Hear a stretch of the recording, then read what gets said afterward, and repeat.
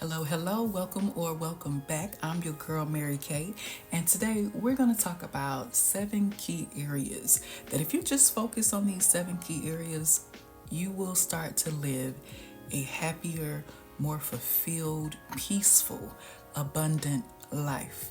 And it's a lot easier than you think. The truth is, all of us at some point are focusing on these areas, but maybe not all at the same time.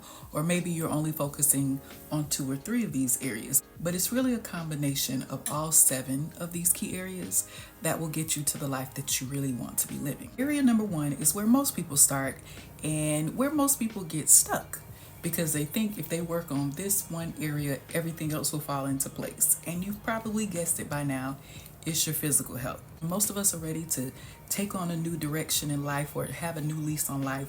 We up our nutrition, we hit the gym, we start going to the doctor, we start taking better care of our physical health. All of these things are wonderful for our longevity. Our longevity also includes making sure that you're getting proper rest and also preventative measures from illnesses, which includes knowing your family's history. If your family is prone to certain types of cancers and certain types of diseases, it's good to take preventative measures to make sure that you do not fall victim to those same diseases and cancers if you can help it. Area number 2 is going to be mental and emotional health. Far too often we turn on the news or we go onto social media and we see another case where someone is physically harmed due to someone else's mental state. Keeping a positive mindset, managing your stress, talking to someone when you are in need is very essential to your life, and it doesn't make you less of a person because you're saying, hey, I'm human and I'm going through things and I need help. Vulnerability is actually a strength. Most people see it as weakness, but it's actually a strength and will get you much further in life than continuing to hold on to that stress on your own. Just like they say, it takes a village to raise a child. Well, you were once a child and your inner child might be screaming for help. So make sure that you're listening to your inner voice. Make sure that you're managing those emotions. Make sure that you are being present in the very moment, because a lot of times when we're so busy, we're not thinking clearly.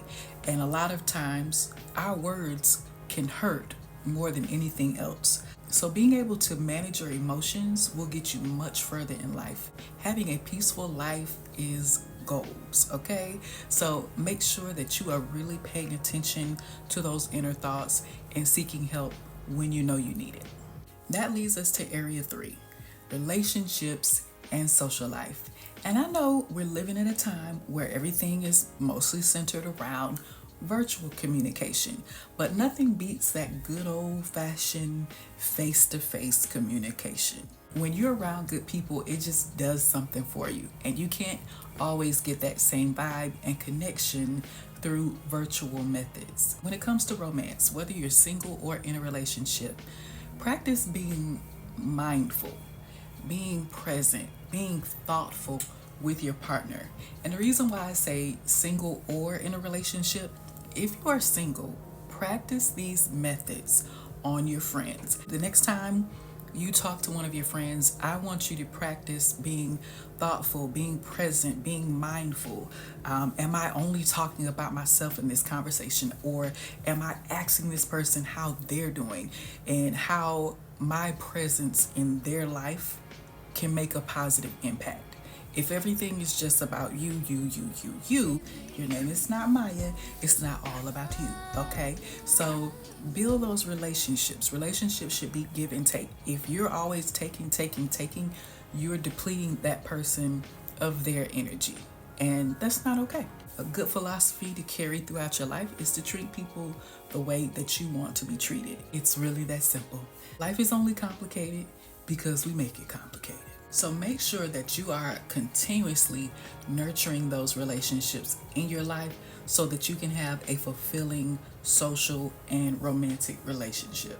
Social life doesn't have to mean going to happy hour and brunch every week, okay? Let's make sure we're saving some coins as well, okay? Which leads us to area number 4. Area number 4 is your career or work life.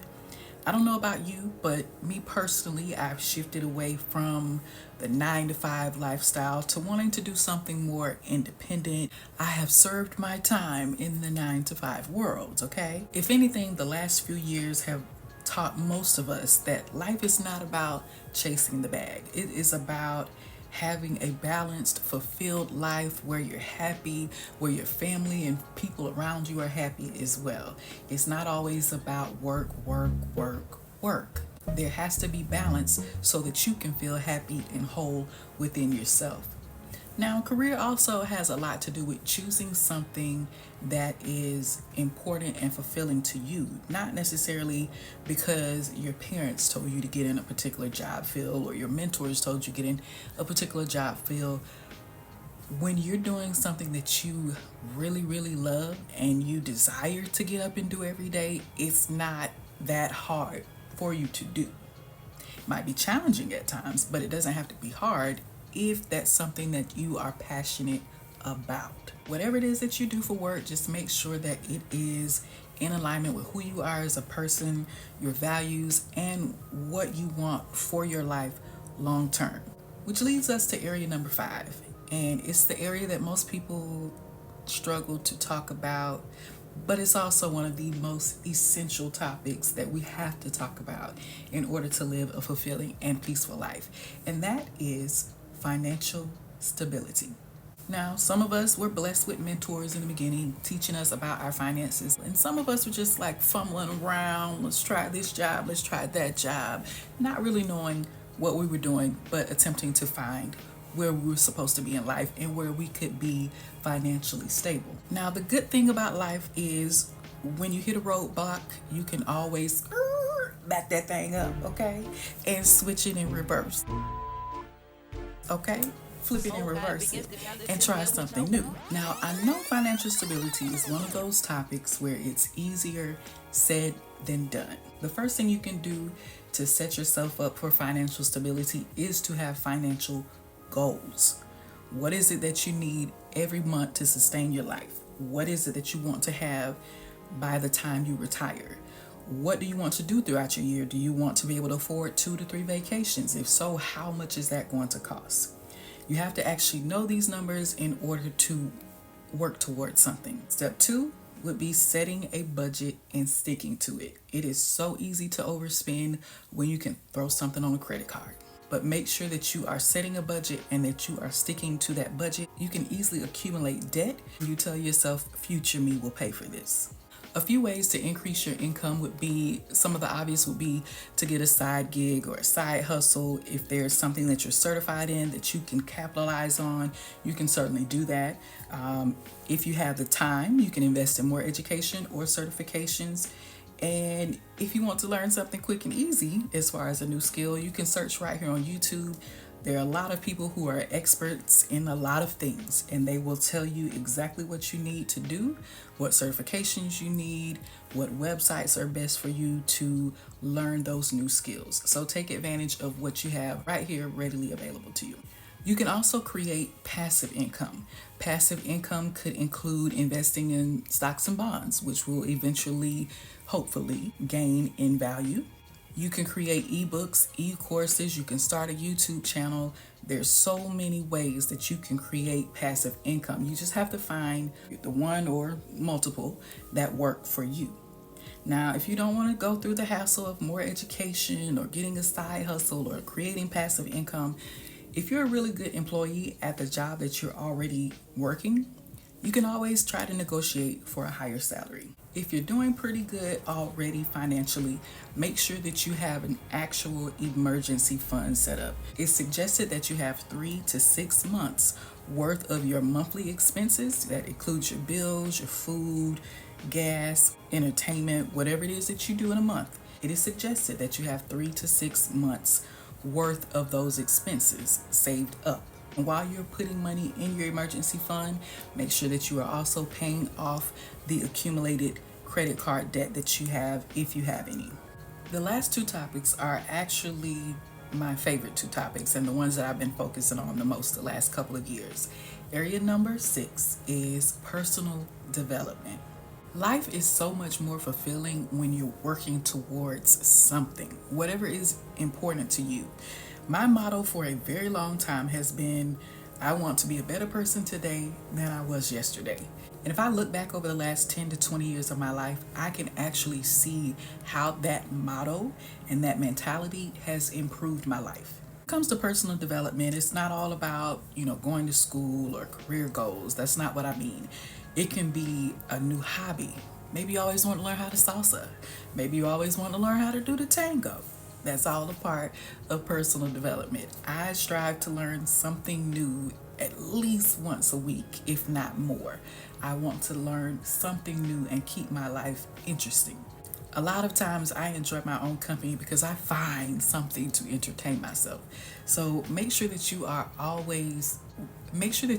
open to trying new things in your life, because you don't develop if you don't try. And life becomes boring when you stop trying new things. Now, if you want to grow and develop, but you feel kind of stuck, you don't know exactly what it is that you need to be doing, you can always search for personal development courses.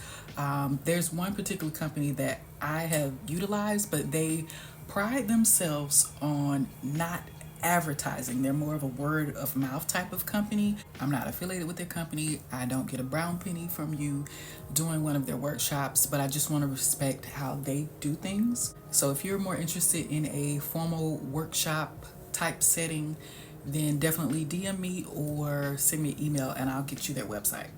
Well, guys, we made it. Area 7. And you might have already been able to put two and two together and figure out what Area 7 is. It is spirituality and purpose. Purpose is a driving force in our lives, whether we realize it or not. When you have something to live for, or something to work for, or work towards, you live a more fulfilling life. Abundance doesn't always mean finances, which we like finances, right? We like having a bunch of abundance when it comes to finances, but that's not the only thing that can make us abundant as people. When you have purpose, or you discover your purpose and you are walking in your purpose, that a lot of times can feel way more satisfying than any dollar in the bank. When it comes to spirituality means variation of things to different people, depending on your culture and your background and just who you are as a person. That can mean so many things. I personally grew up in church, and the last probably 3 to 5 years, I've been more into spirituality and just really focusing on my personal relationship with God and asking myself questions and doing the research and doing the digging. What am I here for? What do I need to overcome? What purpose do I have? What am I not doing that I need to be doing? What am I doing that I shouldn't be doing? When you start walking in your purpose and you develop a relationship with God, whatever that means to you, with God, with the universe, with energy, whatever that means to you, everything else in your life will start to fall in place. If you've been working hard towards certain goals and it just seems like no matter what you do, you can't seem to overcome certain obstacles, you may actually have to sit down, take a moment, and ask yourself, is this tough because it's tough, or is it tough because it's not my purpose? It's not what I should be focusing on. And when you face those type of situations, if you are one with God, with the universe, with energy, you can simply talk to your source and ask, am I doing what I'm supposed to be doing? Is it that this goal is just a little bit more challenging than my previous goals, or is this not in alignment with what I should be doing with my life? When I really started focusing on that, no matter what comes my way, I know I can overcome it, because with God you can do anything. Y'all know the verse. You can do all things through the one that strengthens you, okay? The main thing that having purpose and discovering spirituality does for you is it does bring you wholeness and peace. You can be calm no matter what chaos is going on around you if you have a strong relationship with your source. Now, if you made it all the way to the end of this video, then I already know that you have the ability to focus and that you are serious about changing your life. One bonus tip I'm going to give you before we part ways is when you sit down and you start really analyzing and working on these 7 areas, there are certain things that you need to keep to yourself for now. I have learned through experience that I have achieved more by talking less. Do not tell any and everybody what you're working on. Matter of fact, they don't even need to know until it's done. Unless they are financially backing whatever it is that you're doing, they don't need to know. So make sure you're being cautious of who you are telling what in your life. You never know who's praying for you and who's praying against you. So just be cautious with how you move in your life and your next steps in your life. I hope you enjoyed this video. If there was anything that was enlightening or that stood out to you, feel free to drop that in the comments. I would love some feedback. And if there was something that I did not talk about that you would like me to talk about, feel free to leave that down below as well. And until we meet again, I hope you have a wonderful day and many blessings to you.